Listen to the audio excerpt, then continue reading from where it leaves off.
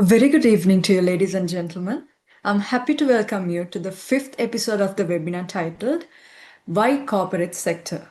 This webinar is the 17th BSL webinar for 2025-2026.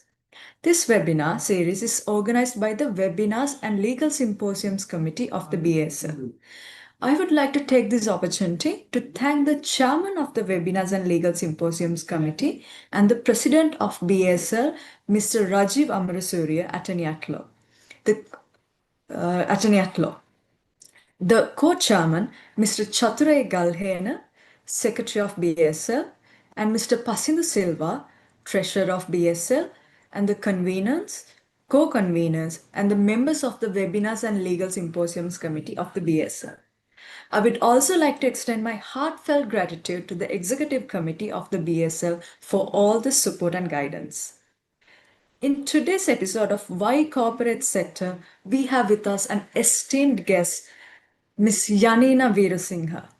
Ms. Veerasinghe is an attorney at law and a notary public and holds a master's degree in human rights from University of Colombo, a postgraduate degree in international relations and LQA Level 7 diploma in international business law.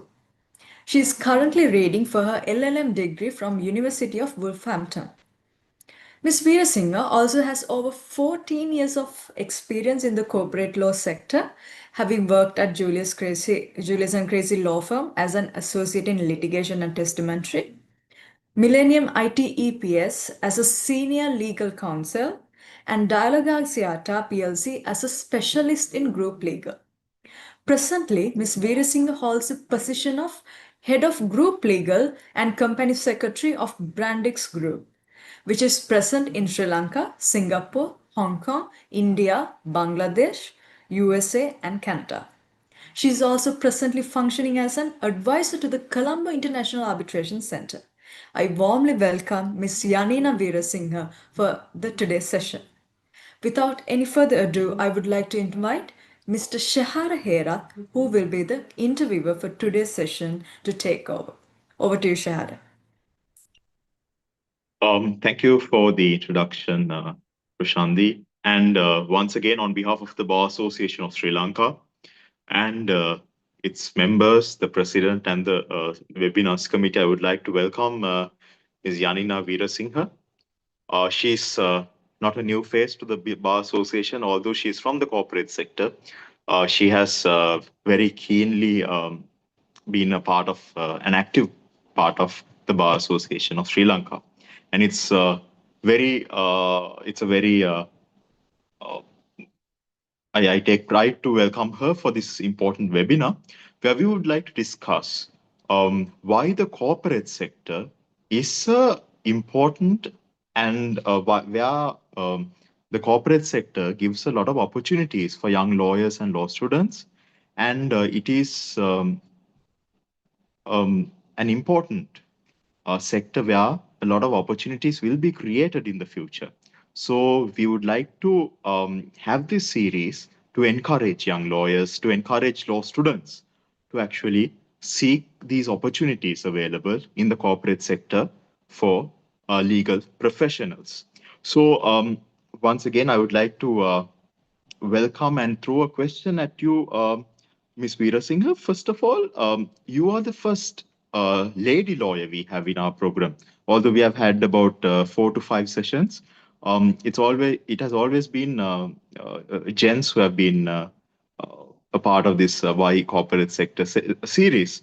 So my first question to you is, now see in our universities, like the University of Colombo, and if you take Sri Lanka Law College, what we see is most of the time, the majority of the students are girls, or maybe 60%, and in some universities it goes up to 70, 80%.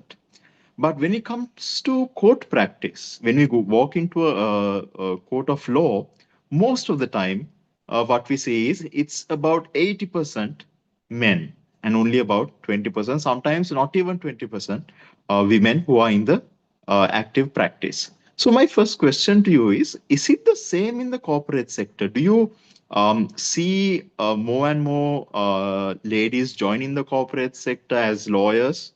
And what do you have to say about the opportunities available for lady lawyers in the corporate sector? Thank you, Shahara. I think I want to take a minute to first of all thank the Bar Association of Sri Lanka and its president, Mr. Rajiv Amarasuriya, as well as the webinars committee and all members who are supporting this initiative. And also thank you to Rusandi and Isuri, who has been pretty much the force behind the curtain. So thank you so much for getting this together. And thanks to you, Shahar. I think that was a very generous introduction on your part as well. I think you threw in a very interesting question to sort of like an icebreaker to get this started. And one thing I want to say is I hope young aspiring lawyers will watch this session at some point because this will be on YouTube, because I think this is an excellent initiative in terms of giving them the visibility and a taste of what they need to kind of expect in different spectrums within the legal profession. Because as when I was a young aspiring lawyer many moons ago, I didn't have that kind of support, and I think most of my colleagues didn't. So for us, it was mostly trial and error. I started as a litigation lawyer. I was at a law firm. I was at Julius and Creasy. So it was, I was there. I think I spent about 1.5 to 2 years in litigation. And then I stumbled upon the corporate sector. And then it took me about another 1.5 to 2 good years to kind of let that sector grow in me, because it was very different. It was a very different environment from what I really ventured came from. So I hope this will really assist young lawyers to kind of do their personal due diligence and ascertain what it is that they want to choose in terms of future trajectory, although you can always change your course of profession at any point. Now, getting back to your question, I think that's an interesting question because I think your sentiments really resonate, because I'm from law college and I was also educated at Colombo University. In both instances, what I saw was that the female population would lead in terms of the ratio. And also, I think in terms of the grading system, I think the females were ahead of the guys. Um, Unfortunately, when it comes to the profession, when it comes to actually doing a job in the litigation arena, I can also say, based on my very old experience and even based on my knowledge now, it definitely would be the gentlemen that are leading that sector. There can be many reasons for that, and I don't think I'm an expert to venture into that area. But when it comes to the corporate sector, I think there is a change in trajectory. I think there are more female lawyers entering the corporate sector.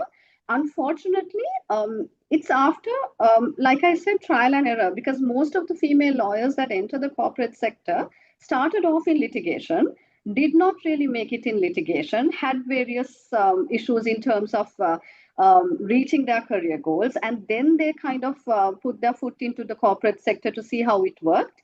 And in most instances, it has worked for them. So I think there's a definite, if you look at the numbers, there are definitely more female lawyers in the corporate sector. And I want to add to that. Now, I'm head of legal for the group legal function of Brandix. But also, if you look at the HR function, sometimes even the marketing function, sometimes even supply chain, even corporate communications, there are lots of positions available for female lawyers, for lawyers in general, really. If you want to really venture into those areas where it won't be a direct application of the legal aspect, but it will definitely be an instance where you can add a lot to the table. So in terms of your question, there's definitely a larger presence of females in the corporate sector. And I think there are a couple of reasons for it. Because females have to always juggle their personal commitments, be it their children, their spouses, their parents. They need to juggle those commitments with their professional life. And in that sense, also, I think if you were working in a chamber, you would be expected to put in late hours. And I think that's how it goes in the if you're litigating, if you're working for a chamber or even a law firm, it would be a little bit different culturally, but it would not be similar to the corporate sector. Whereas in the corporate sector, you are not expected to sort of show up from 7 a.m. to 7 p.m.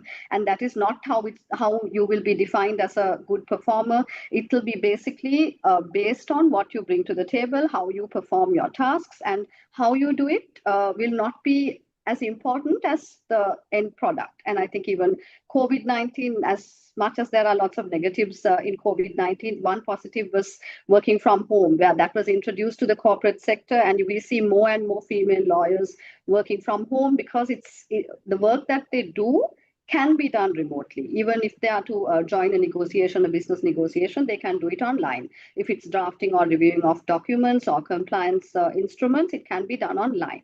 So in that context, I think females have more flexibility in terms of ensuring a work-life integration. I want to say integration instead of balance. And I think that is more prevalent in the corporate sector. So the females who are fortunate to kind of stumble upon it, they stick to it. And in that sense, I think the ratio would be higher when you look at the corporate sector, especially corporate law, when it comes to female lawyers. And also, when a young female lawyer joins the corporate sector, do you see that the corporate sector provides adequate support and guidance for them to climb up the corporate ladder? Because I would like to ask this question because we don't. I don't know whether you have the same observation in being in the corporate sector, but I don't see many female lawyers in the director boards of companies or becoming CEOs or executive directors of companies. Um, Right. That again is an interesting question, and there are pros and cons that I kind of want to very prudently weigh. Yeah, I don't want to draw comparisons between chambers and litigation and corporate law, but something I want to say is that if a young female lawyer enters the corporate sector and they come across different types of obstacles, different challenges, um, it will, in most instances, not be a situation where they simply overcome it.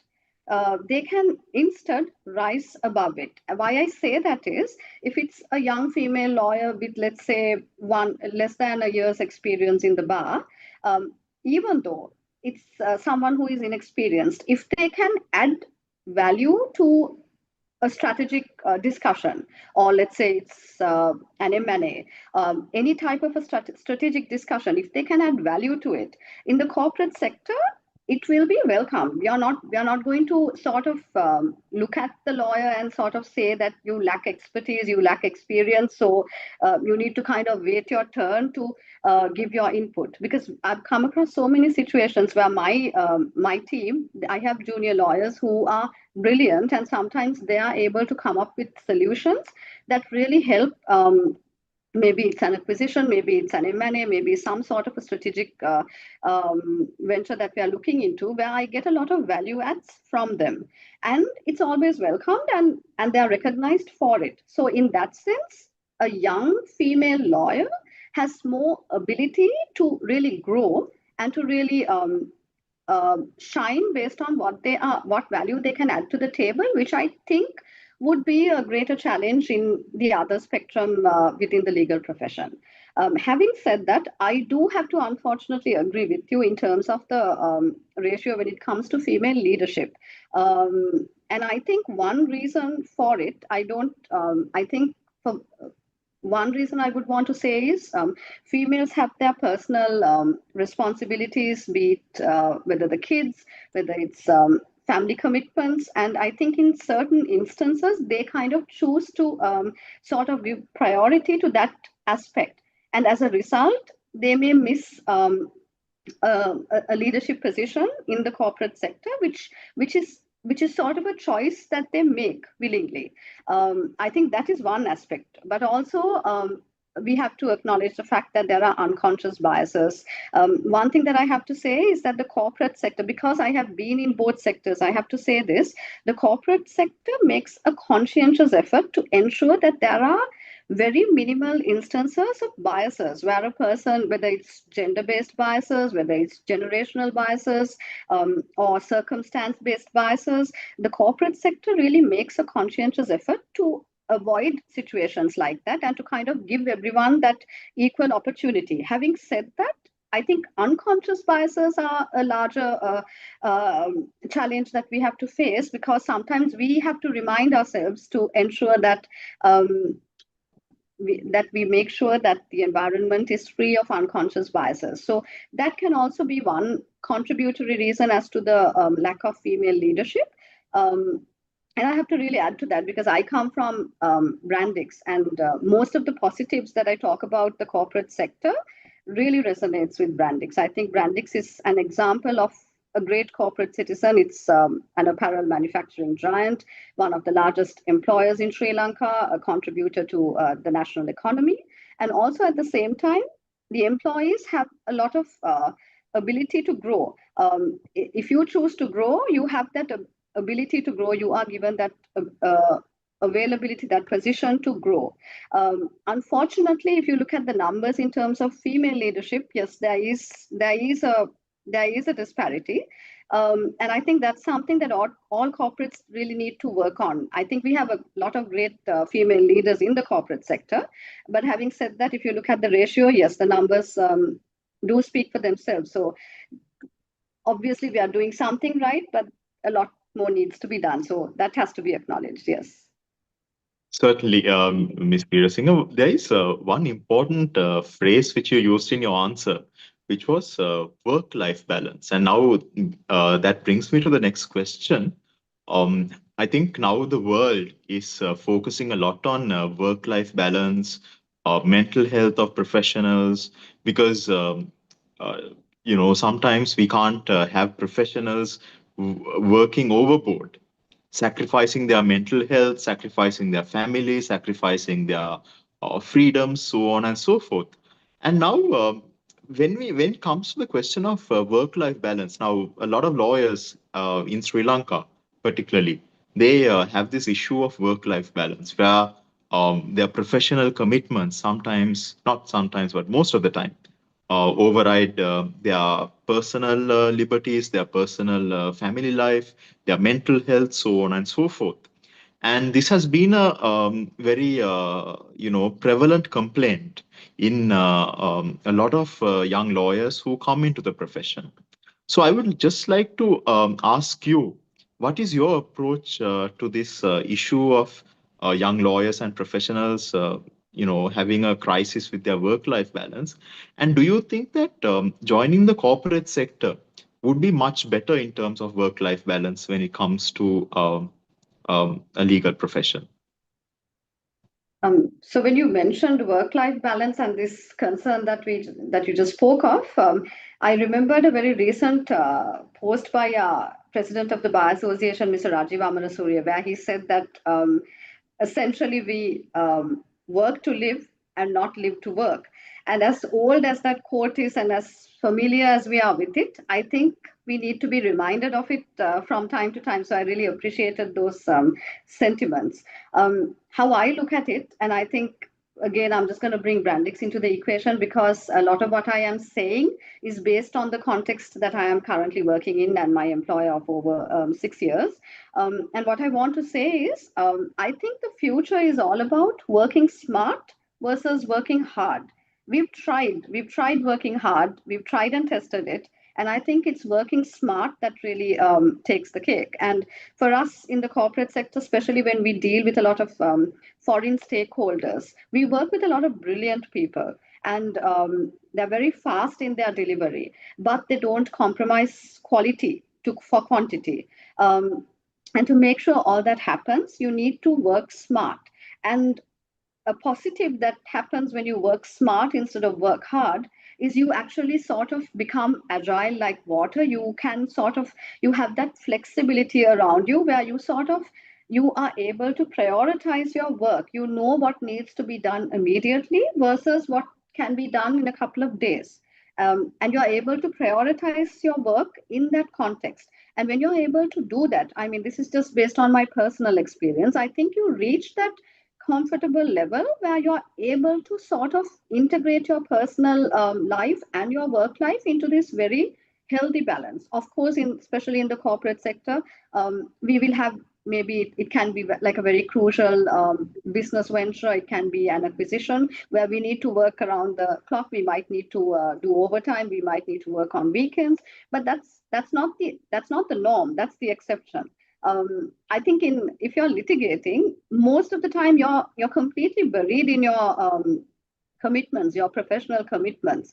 And I think there's a lot of pressure involved in that spectrum, which I can't really comment on. But in the corporate sector, fortunately, we are able to sort of, it depends on obviously maybe you can't apply that in litigation, but in corporate law, you can apply it, where you can actually work smart versus work hard, you work leaner, and you are actually able to save more time. So my group CEO, Mr. Ashraf Omar, something he always tells me whenever he speaks to me almost on a weekly basis is he wants me to make sure that my lawyers have time to sort of do things other than work. He doesn't want them to be here from 7 a.m. to 7 p.m. And he also wants them to brainstorm, which I think is very essential as professionals. We need time to brainstorm. We need time to sort of look outside the box, look at legal aspects that we won't have time to look at if we were completely buried in our work, and also to enjoy life, essentially to live, to enjoy your life with your loved ones, your family.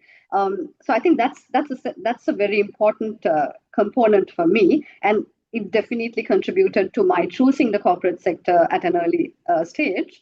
And I think that's how you need to go about it. The secret would be to work smart instead of working hard. And when I say that, I don't mean we should be taking shortcuts without really calculating the risk. We need to be able to look at the risk. We need to be able to see how the risk can be mitigated. And then we need to see whether we should venture, we should take the plunge based on our risk appetite. So all that we need to do as lawyers, and we should never take that hat off. But having said that, we need to try to sort of work smarter instead of working harder all the time. And that's going to give you that ability to sort of strike a healthy balance. It will take time, but it happens. And then you just get used to that. Certainly. And now it brings me to the next half of today's discussion.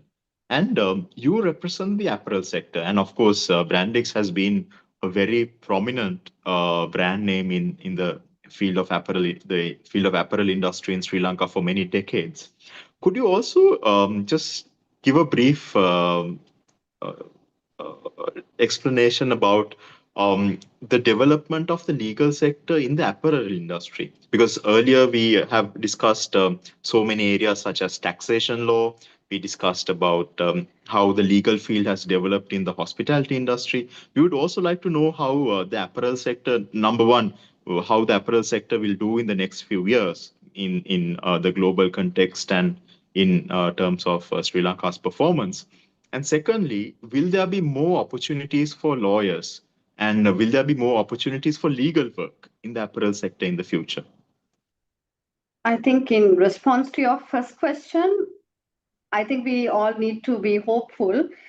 We are obviously facing a number of crises, including the tariff situation and various other economic challenges within the country. But I think we should remain hopeful because the apparel sector has, throughout the years, remained a resilient sector in Sri Lanka and has always supported the country's economic growth. So I think it would be a matter of bouncing back and retaining our strengths, and I would be very hopeful about it.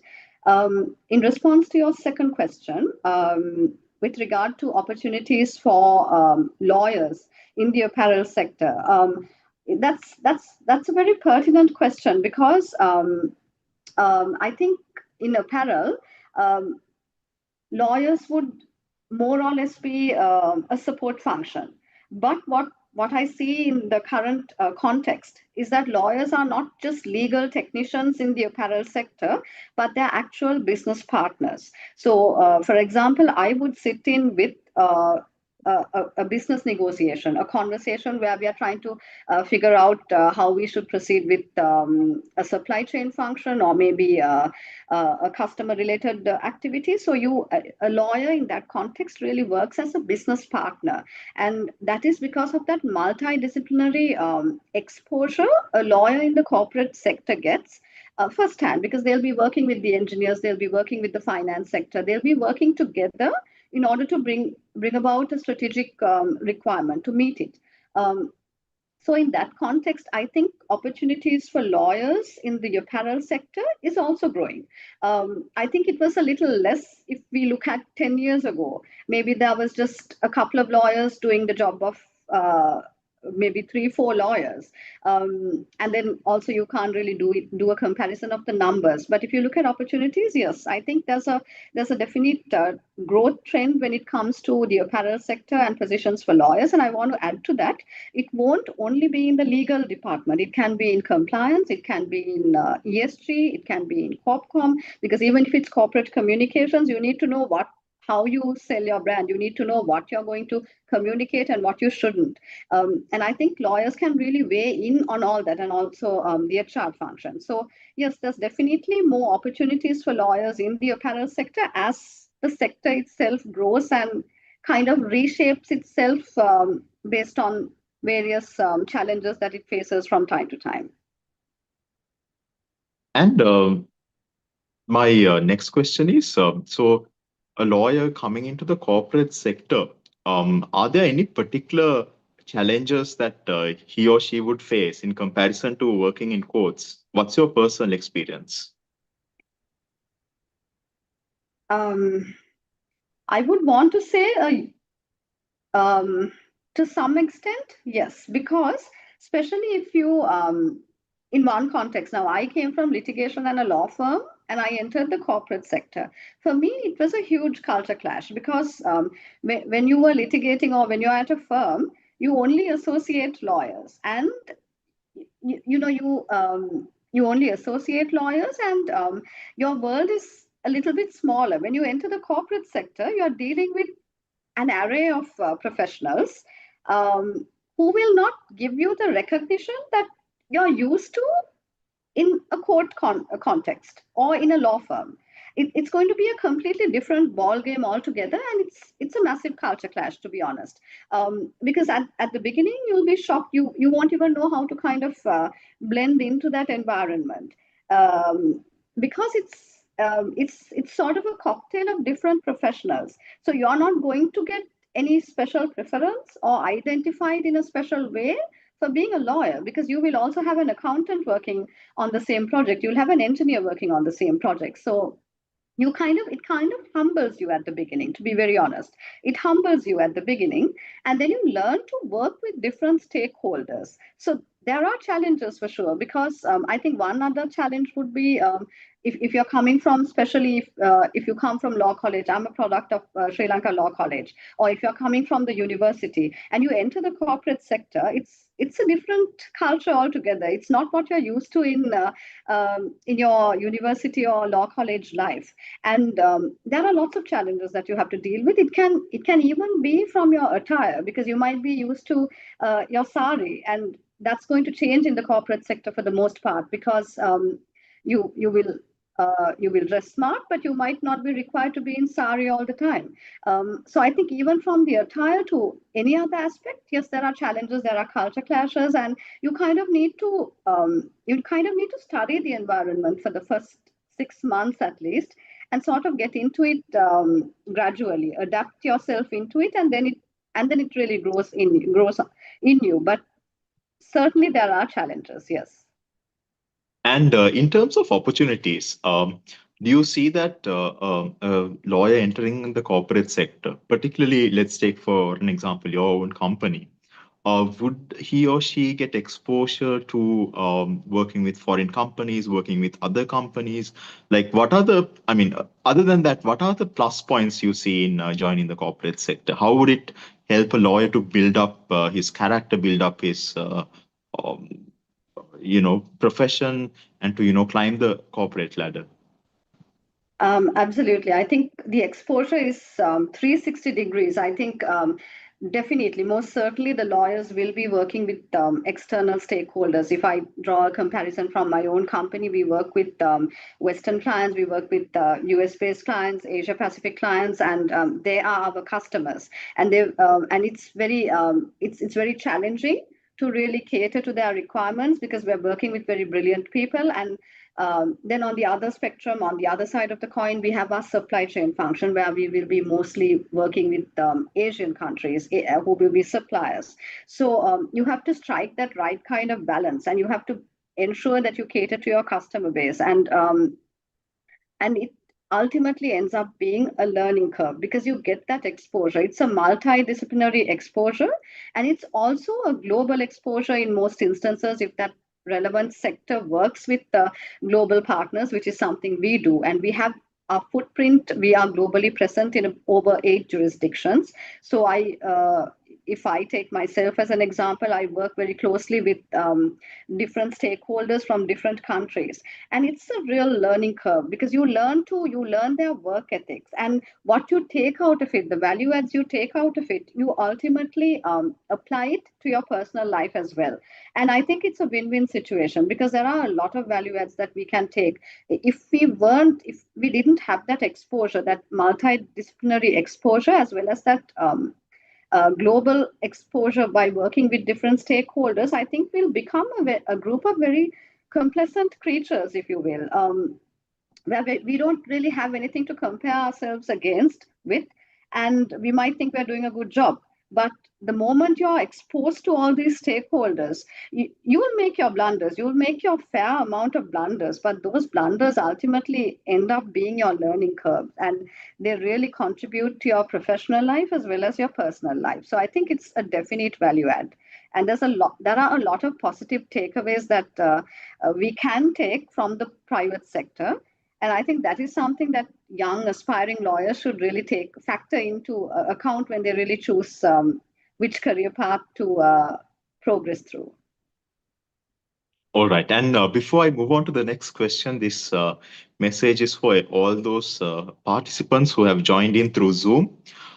So at the end of today's session, we have the opportunity to forward any questions you all have to Ms. Veerasinghe. So if you have any questions pertaining to the corporate sector, how a lawyer can join the corporate sector, or any other issue you have arising out of this discussion, please feel free to post those questions in the Q&A box so I can forward it to her. So this discussion would be more fruitful.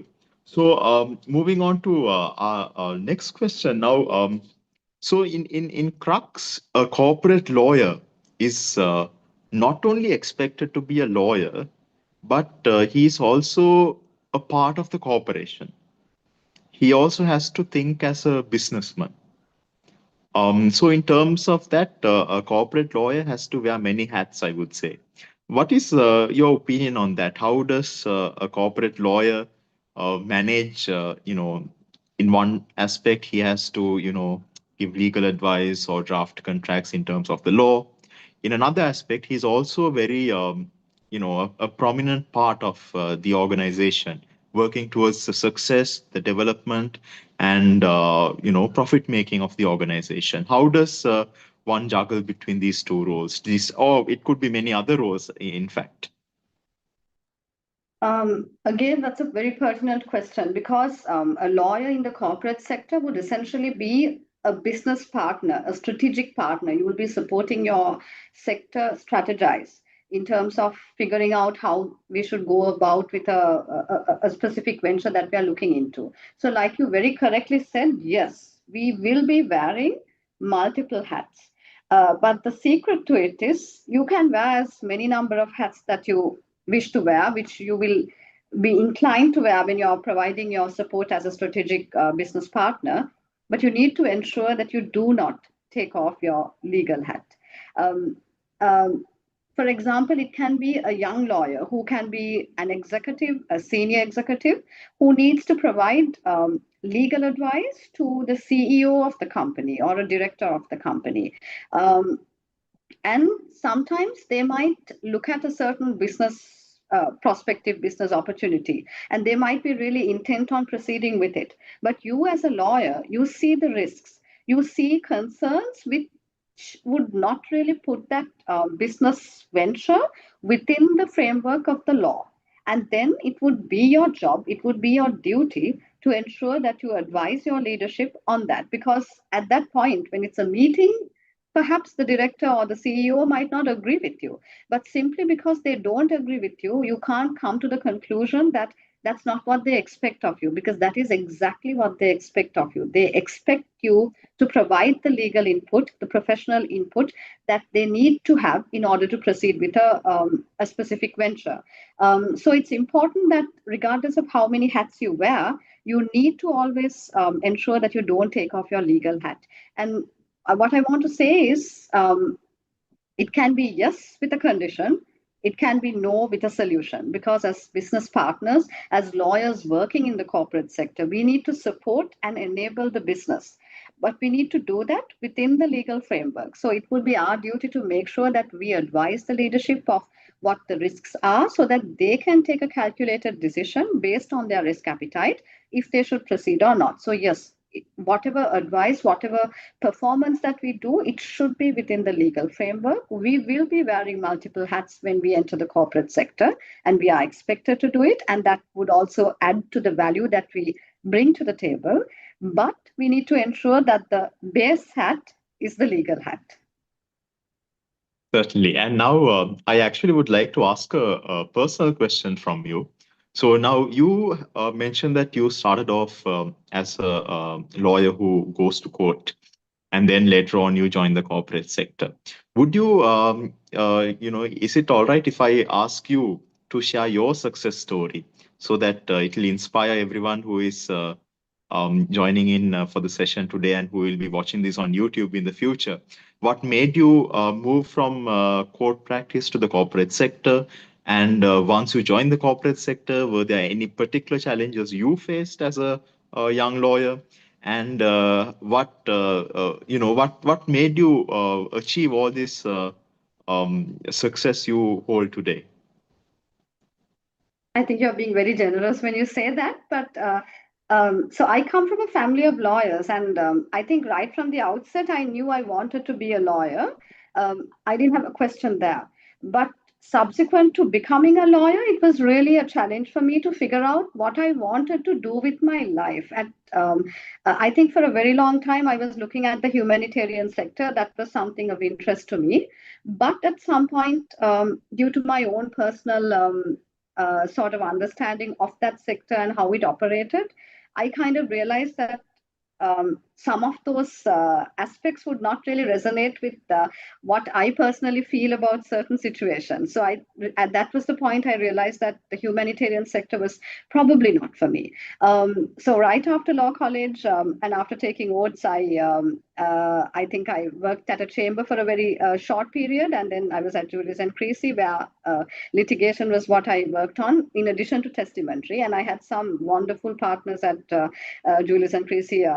Mrs. Anandi Krishnajina was one exceptional character that I still remember to date. And I got a lot of support from them. But as I sort of remained in the law firm, I realized that I wanted to do something more with my life. I didn't know what it was, but I realized I needed something more. And that's how I sort of got my foot in the door in the corporate sector. I started with Dialogue Asiata. It took me over a year to really even grow, kind of like that sector, because I think because I was kind of questioning everything, and I wanted to make sure that I was doing something that I was passionate about. And something I realize now is we'd be lucky to be doing something we are passionate about. Some of us may never find it, even at the end of our lives. So it's worth the try to kind of put your foot in the door, try different things, and see how it makes you feel while you're young, preferably while you are young, so that you kind of figure out where you want to be and where you want to get to.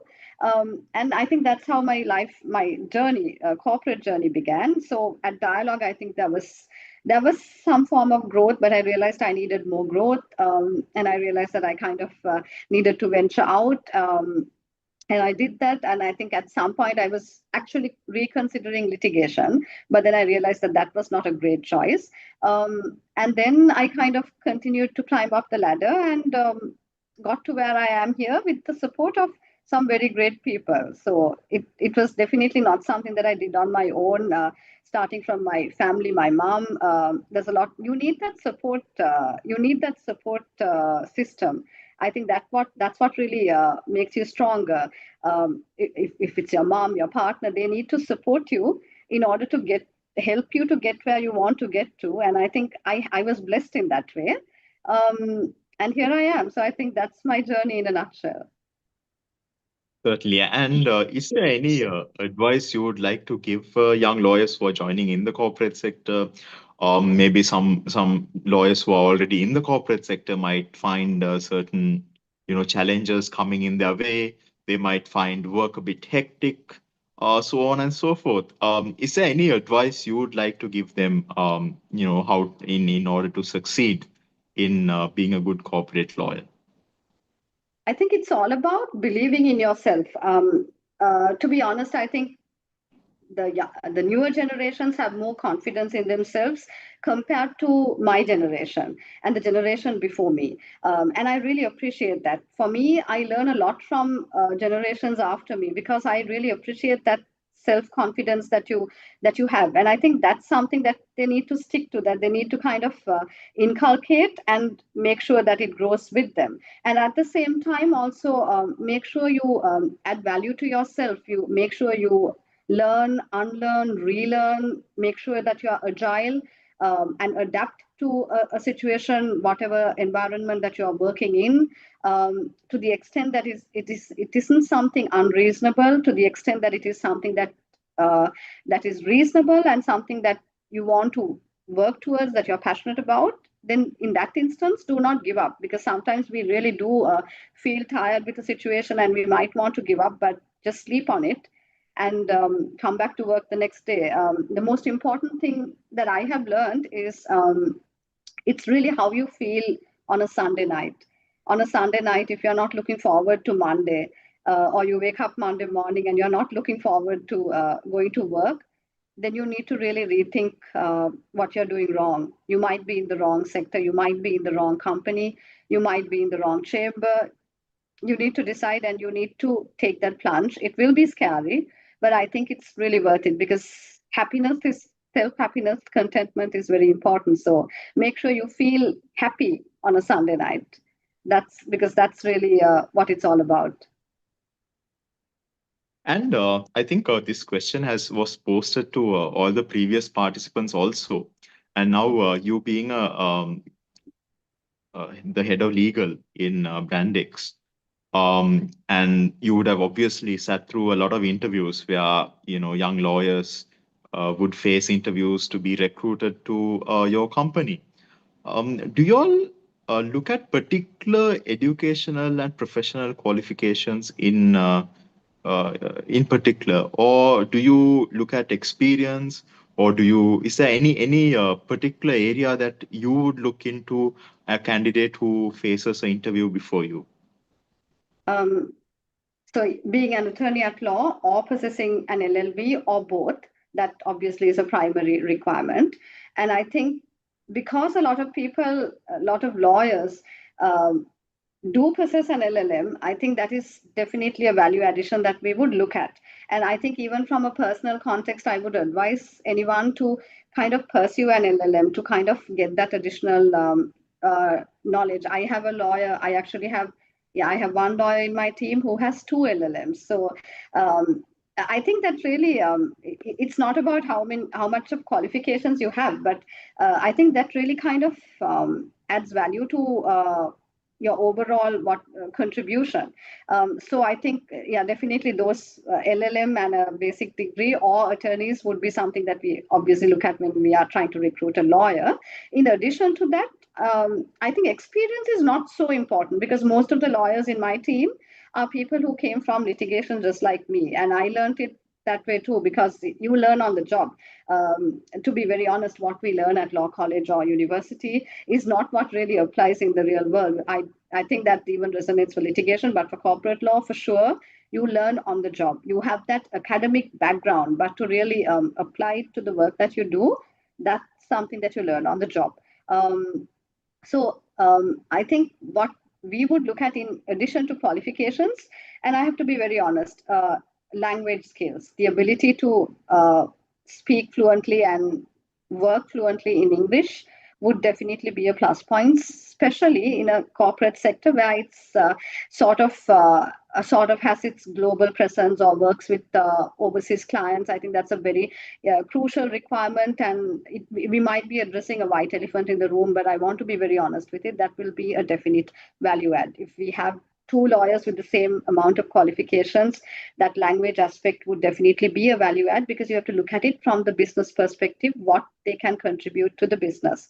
And so that definitely would be something else. And also, apart from that, it would just be the legal qualifications, attorneys and or LLB or and also an LLM would be a value add. It won't necessarily be an essential, crucial requirement, but it would definitely be a value add. Certainly. And there is a question posted by one of the participants. So we would like to move on to that question. It's a I think it's a question based on on experience he or she has had. So the question reads: I am currently a practicing lawyer in property law, but I'm keen to transition into commercial law and eventually move into the corporate sector. However, I often face rejections due to lack of direct commercial law experience. What steps would you recommend I take to bridge this gap and make myself a more competitive candidate? Um, That's an interesting question. One aspect would be, now I don't know how many years in the bar this particular participant has, but generally when you don't have experience in the corporate law sector, yes, it would be a little difficult to get your foot in the door, because people keep asking for prior experience, and I understand that you won't have experience until you get your foot in the door. So one trick would be to start small, without maybe aiming for AM, assistant manager or manager. You start at executive, senior executive level. But when you do that, you make sure that they have a proper growth plan for you. When you go for the interview, you make sure you ask them what their growth plan is, what they can offer you, so that you know you will not stagnate. But also, I want to say, even if you do stagnate at a specific corporate entity as an executive or a senior executive, let's say for 3-4 years, that is still going to add to your overall experience. And then you're able to really apply to another establishment for a higher position. So I think the secret there is, when you don't have experience in the corporate sector, which is something I didn't have, what I did was I started small. I applied to the lowest job in the legal profession. So I didn't look at AM or manager. I started with executive. But when I started with executive, I already had about 2 years experience in the bar. So if you really look at it, maybe that's not what so one would say that maybe I should have aimed at something higher. But had I done that, I would not have been able to get my foot in the door. So the prudent thing is to really get your foot in the door, stay there, and then build on that experience. I hope that answers the question. Yes, certainly. And I think a lot of participants would really benefit knowing what the challenges are and what are the opportunities available in the corporate sector before moving into the corporate sector. And I would like to ask a final question from you. So you must have seen a lot of lawyers coming into the corporate sector and maybe climbing up the corporate ladder, maybe moving overseas for uh, better job opportunities, so on and so forth.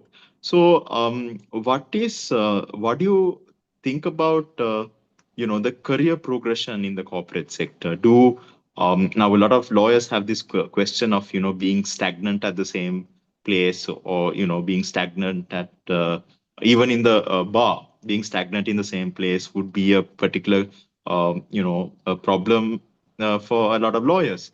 Is there a guarantee of career progression when you join the corporate sector? And do you have any examples of where young lawyers have performed well and climbed up the corporate ladder and excelled in whatever fields they are? Do you have examples of young lawyers who have joined the corporate sector and maybe that has helped them in their applications to migrate abroad? Because now, of course, a lot of young people, especially young professionals, are looking at migrating abroad, and moving into a legal firm abroad, or moving into a corporate legal section of a corporate abroad would be in their plan. So how would you with your experience, have you seen people climb up the corporate ladder? And are there any examples you would like to share? I think I've seen a blend of both. I've seen young lawyers climb up the corporate ladder, and I've also seen young lawyers who have really added a lot of value to the table, but were not essentially recognized for what they brought to the table. And I'm not referring to my current employer when I say that, because I have been at uh, an, a total of 3 companies. So this is something that is based on all of that. I have seen hard workers really contribute to the business success, but were not really rewarded. And I have also seen people who did work hard for, who really did contribute and who were rewarded for it. So it's definitely a blend. And I would like to say, I wish I could say that you can guarantee growth in the corporate sector. But once again, that can vary depending on the establishment that you're joining. Some establishments might have multiple layers where that would really sort of not support your growth. It would really stagnate your growth, because they might have multiple layers. So to really get to the layer that you want, you might have to pass a number of almost nonsensical layers. So that's definitely going to be you will be aging, and you won't be where you want to be at a certain age. And then there will be other establishments where there is recognition. I would really want to say that my current employer is an employer that really recognizes your performance and what you bring to the table. So similarly, there'll be sectors and establishments where there will be recognition, and there will be establishments where there will be lackluster recognition, and it can be for different reasons. Because if that establishment itself is not is struggling, or is looking at various cost reduction aspects, that could also be a reason. So you need to always support that establishment in their challenges as well. But having said that, I think the trick is, especially when you're a young lawyer and you've spent, let's say, 4 to 5 years at one establishment, or maybe 3 to 4 years, and you realize that there isn't enough growth for you. I think that's when you need to really look at what how you can really grow yourself, because you're not a tree, you can move. So you don't need to be at the same company if that is not a win-win, if that is not what you feel you should be, if you feel that is not where you should be at, if you feel that you can be recognized more, then you definitely need to look out for different prospects. But if you are at an establishment where you feel there is growth, but you might not really agree with the speed of growth, I would then say you need to kind of be patient about it and let that progression happen. Because sometimes how we perceive growth for ourselves might be different to how it actually needs to be applied in reality. So you need to look at it from a very prudent aspect. You need to get the advice of a couple of people, and then look at it that way. So there is definite opportunity for growth, but also it varies from establishment to establishment. Certainly. Although we are out of time, I would take one more question from the Q&A box. So there is one participant who has posted this question. Could you please share what types of entry-level or beginner-friendly positions are available for lawyers in the corporate sector? Yeah. If it's a beginner level, it should essentially be executive. It can't go lower than that. You need to be an executive legal, or executive group legal and company secretarial, or executive group legal and compliance, regulatory. I think it has to be executive. It can't go lower than that. Executive. It can be senior executive, which would be a layer above executive. So I think if you are looking at a primary stage, definitely look at executive. And when you do that, and when you go for the interview, I think it's best to sort of have a conversation with the employer to understand what their growth plan is. And like I said, it won't be an annual or biannual growth plan. It can take 3 years, it can be 3+. It depends. And sometimes we might not really understand that speed, but that is the speed at which growth really happens, and establishments sustain. So have that conversation, have that visibility. But the position of executive is something that you need to look at if you're starting at your earlier stage. Certainly. And there is one more question. I think we touched on this before, but I will just pose this question just for a brief response. From your perspective, what are the key factors that contribute to the success of female lawyers in the corporate environment? Are there any unique challenges they should be prepared for? I would really want to say that in the corporate sector, females really do have lesser challenges than when you compare it with different spectrums in the legal profession. Because the corporate sector, like I said, there's a lot of effort. We have all these gender equity, different pillars that we work on. I'm a part of most of those pillars, and there's a lot of conscientious effort made to make sure that you are not sidelined, that you are not deprived of an opportunity simply because of your gender or simply because of your generation or any other uh, variation. So I would say I feel that as a woman in the corporate sector, I feel there are lesser challenges in the corporate sector for a female. In fact, it would be a great environment where you can really grow because you have that. You have the flexibility. There'll be flexibility in terms of working from home or the number of hours that you put in, flexi time in terms of coming into work. It depends. It depends from company to company and based on their individual company policies. But there definitely is more flexibility for a female in the corporate sector versus maybe if you were litigating. And I think it really helps you to strike that work life balance. And I can assure you that that's not going to really deprive you of your growth unless it's a personal decision that you take to kind of concentrate on one area. So, yeah. Certainly. And then I think we have time for one more question, if our compeers allow us. This is again a topic which we touched on. How flexible are the working hours in the corporate legal roles, especially for women balancing other responsibilities? Is work-life balance realistically achievable in this field? The working hours in a law chamber are not quite friendly for a girl, especially after getting married and having kids. Absolutely, I would agree with that. Well, the standard 9 to 5 work hours, the standard work hours would be required of a corporate lawyer in the corporate sector.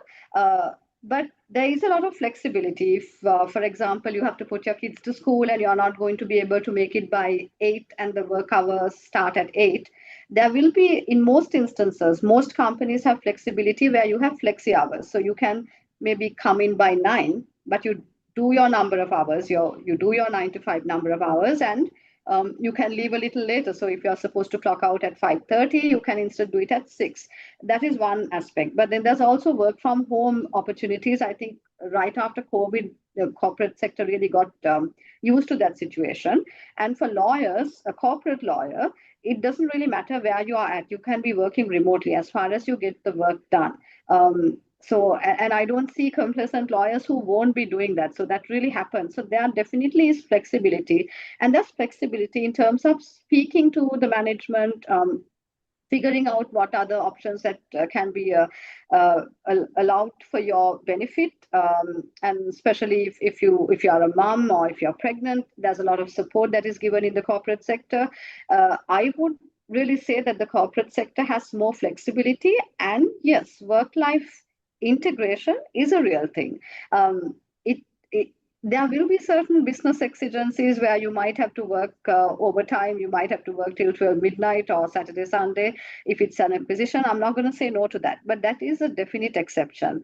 That is not the norm. You're not expected to do it every day. You're not judged based on how many hours you put in or how many hours you show up. So it is a real thing. That balance can be struck. And I think working in the corporate sector would really help you do that.